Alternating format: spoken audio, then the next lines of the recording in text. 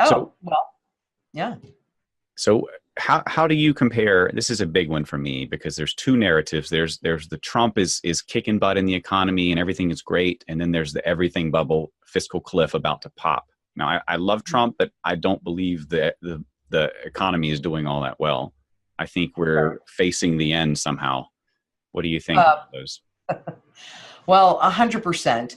But, part of what everybody needs to understand is if a government official or a central banker actually came out and openly told you the truth, then behavior would change like that.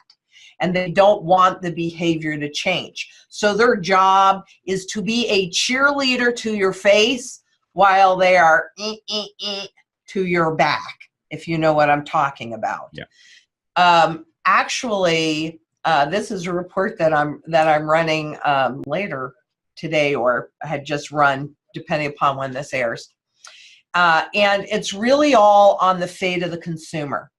And it is definitely an everything bubble. That's all where all that money printing went. It hyperinflated, re-hyperinflated real estate stocks, bonds, derivatives, okay?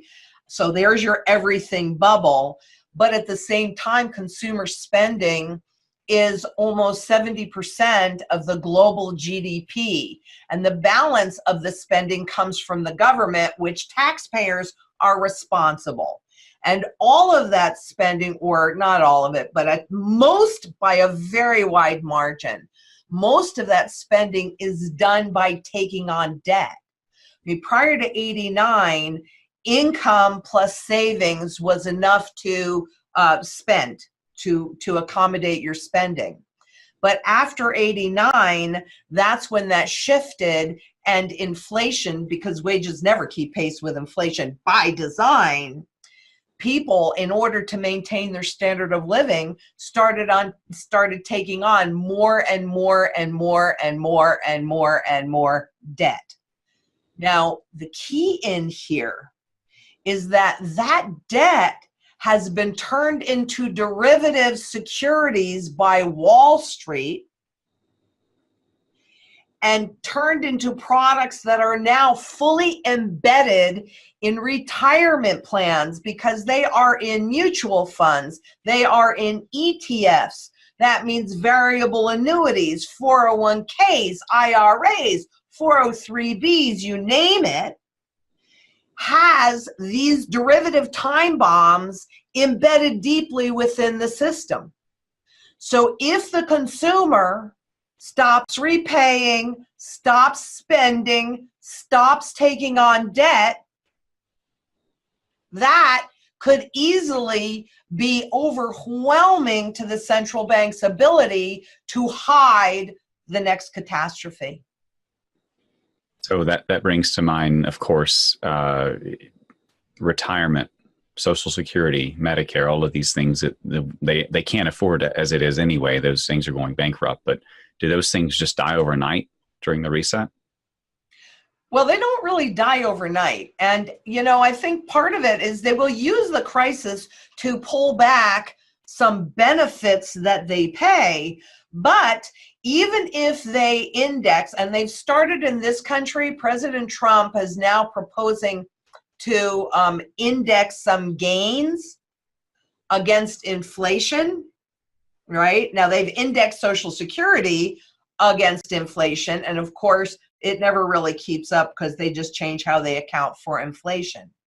But that his proposing the indexation of capital gains is definitely a way to let you know that high inflation is coming, because that's what they did in Israel. Israel was running huge inflations as they were becoming a new country, and they still are. And they indexed everything to the inflation so that people wouldn't complain about it.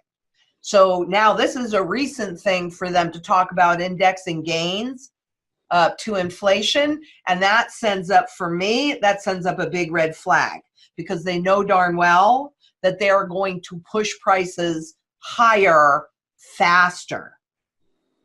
Okay. And Oh, You know, so even if they index, say, Social Security payments and you get more, it doesn't matter.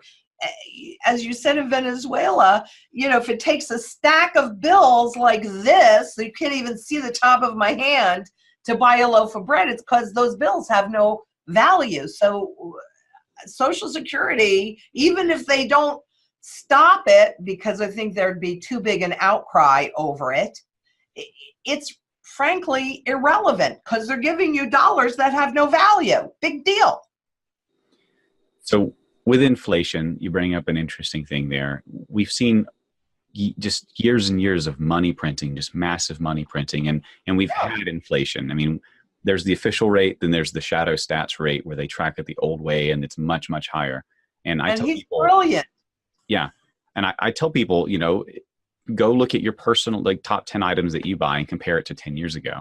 That's like Right. your kind of your personal inflation rate. But where is all that money that they've been printing? Is it just the big guys? They're just buying up stocks, and that's what's leading to this everything bubble?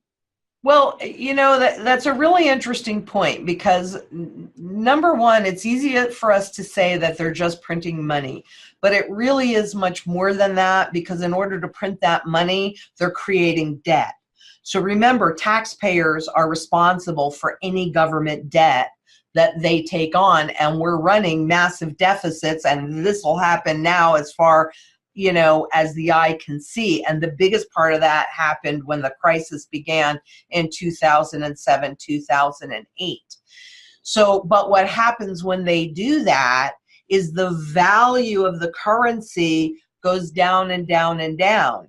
And so whoever gets to use that currency first, which would be corporations, because you have the central banks that create that currency. If you think of it like a wheel, and the central banks are in the center of the wheel, and then the first thing you have are the banks around it.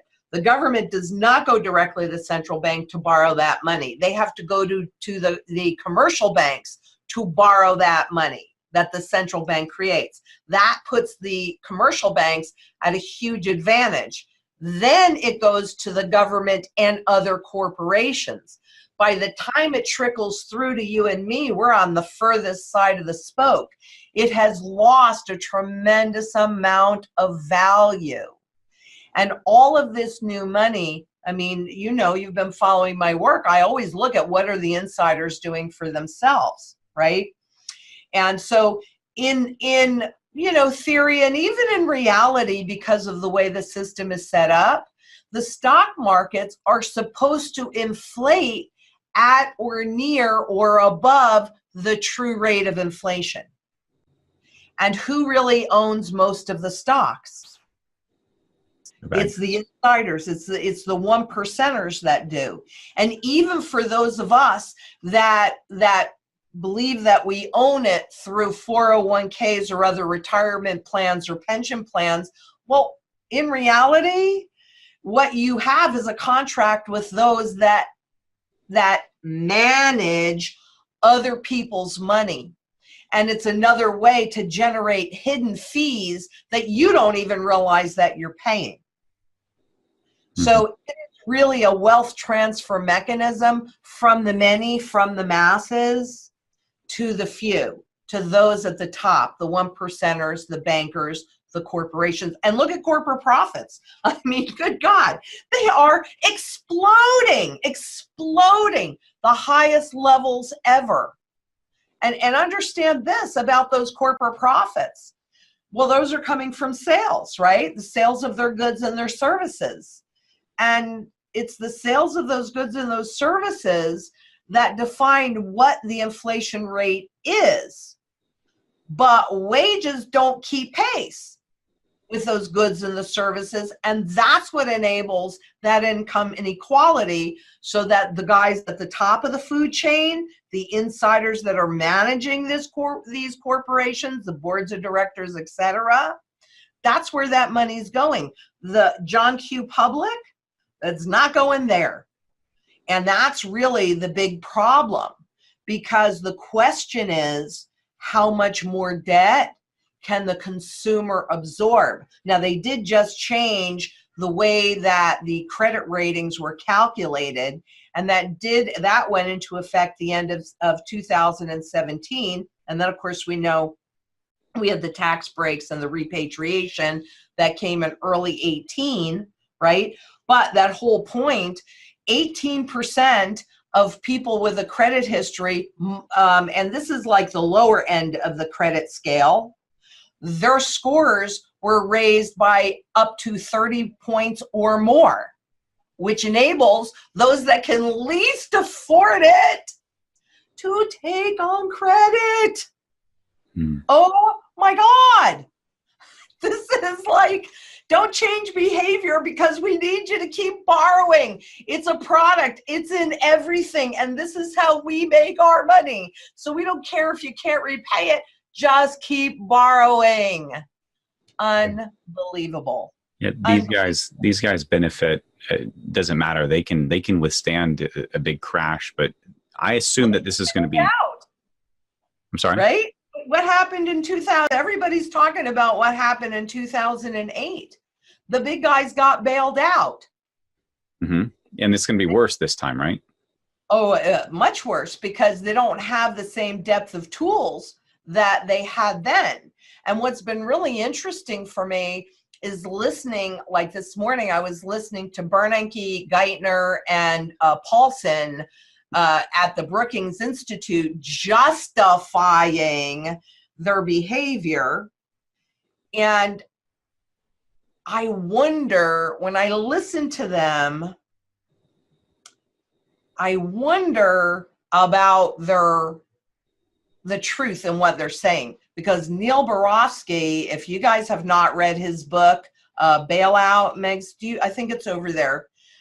You might want to read this. I'm going to reach out to him. I don't know if I can get him to come on. I've tried before and he said no, but he should be talking about it because he was there. Oops, thank you. And I don't, he was talking about what really happened. He was inside of the belly of the beast as managing TARP, which was the alphabet soup that they came up with to bail everybody big out.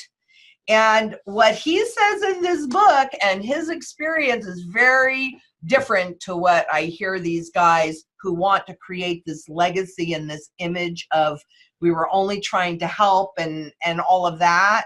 Well, come on.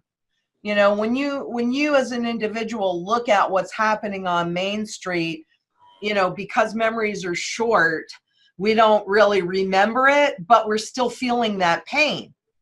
Wages have not gone up like corporate profits have gone up. They're not sharing this windfall, but they were bailed out, not the individuals. We eat it.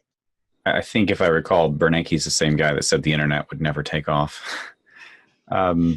He said a lot of things. I haven't seen this in a while, but years ago, I saw somebody put together a little montage of everything he said, and he was wrong, because again, his job was to be a cheerleader, not tell you the truth.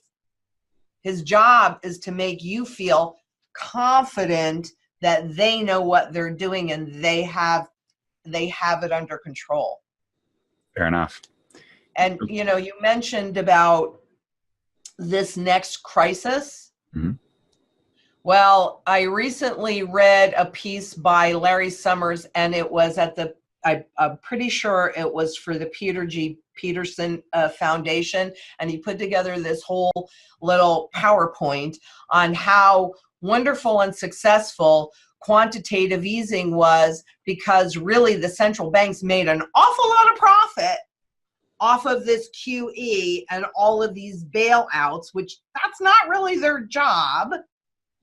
But what he also was talking about was this next crisis and the tools that he sees, and he's an ex-Treasury Secretary, instrumental in blocking oversight of derivatives, destroyed the division between deposit-taking and risk-taking banks, so he is definitely not my favorite person on this planet. However, he did have this sweet little list of the tools that they would use, and the helicopter money is one of those big tools. More QE for sure, but helicopter money, so people think they're getting something for free, but it has no value. It's already starting in California, I think. Yeah, they've been testing it. Yeah. Yeah. Oh. So I've heard this theory, and I don't know if it's worth anything, but I've heard this theory that Trump can kind of foresee, he knows this is coming, and he's actually kind of pushing us toward an economic reset. Do you think that there's any value to that? Well, I think that President Trump is as smart as a fox. So I think that he was aware of what his role was to be inside of this transition. He didn't start it. He very well may see it through, at least to the crisis. But I think that he was aware of what his role was to be and that he's playing it.